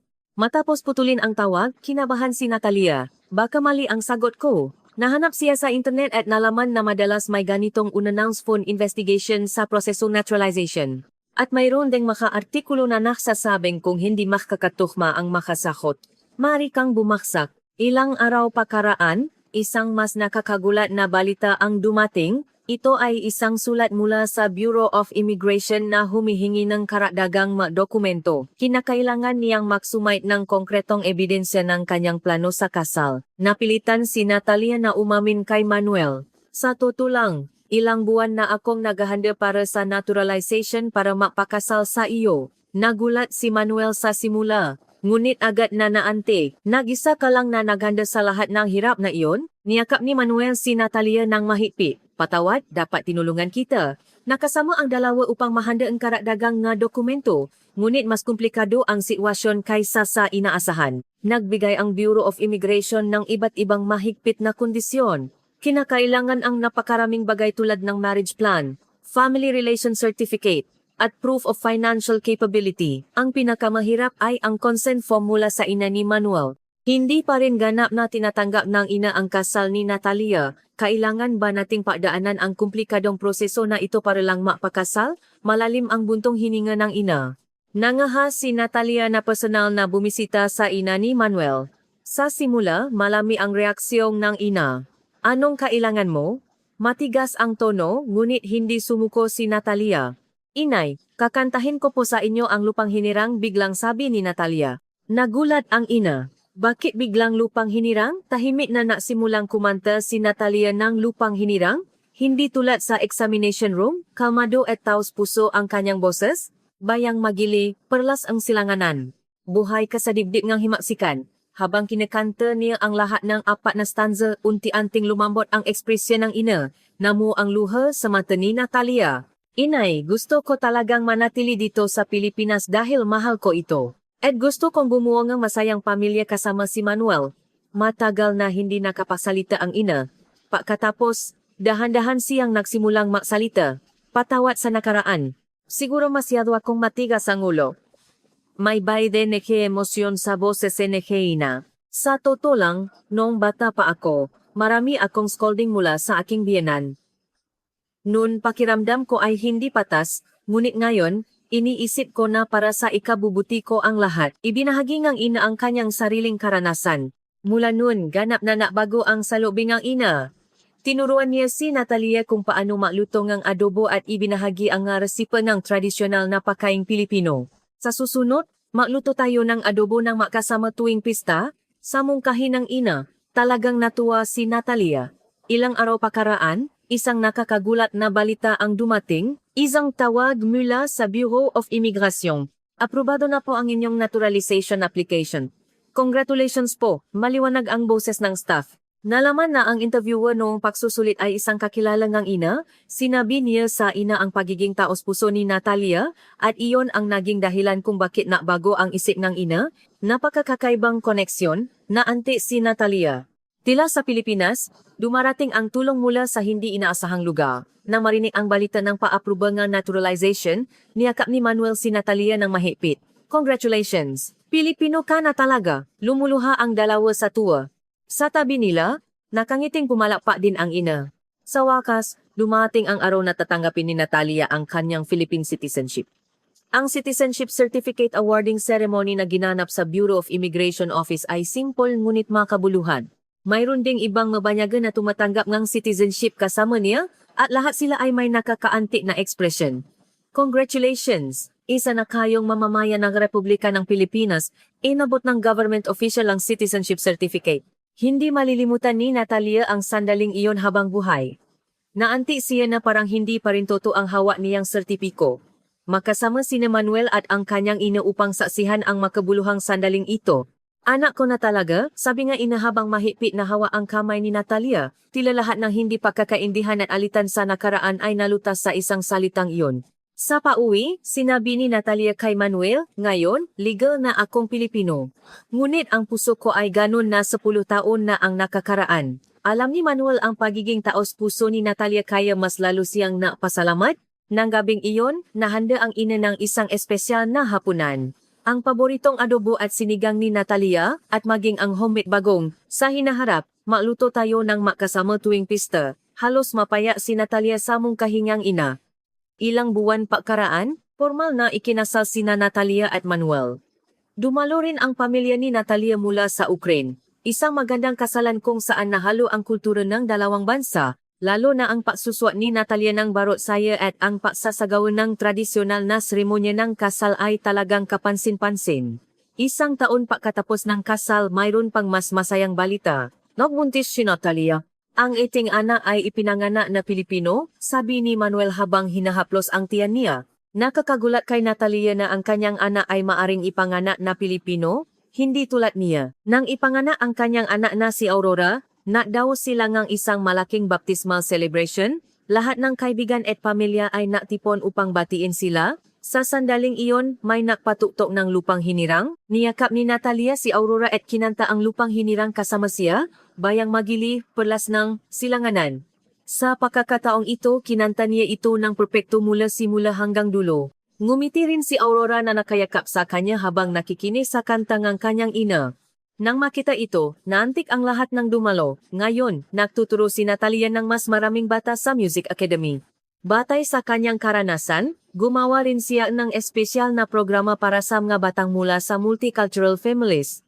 Ang musika ay isang wika na lumalampas sa lahat ng hangganan, madalas na sinasabi ni Natalia sa mga bata.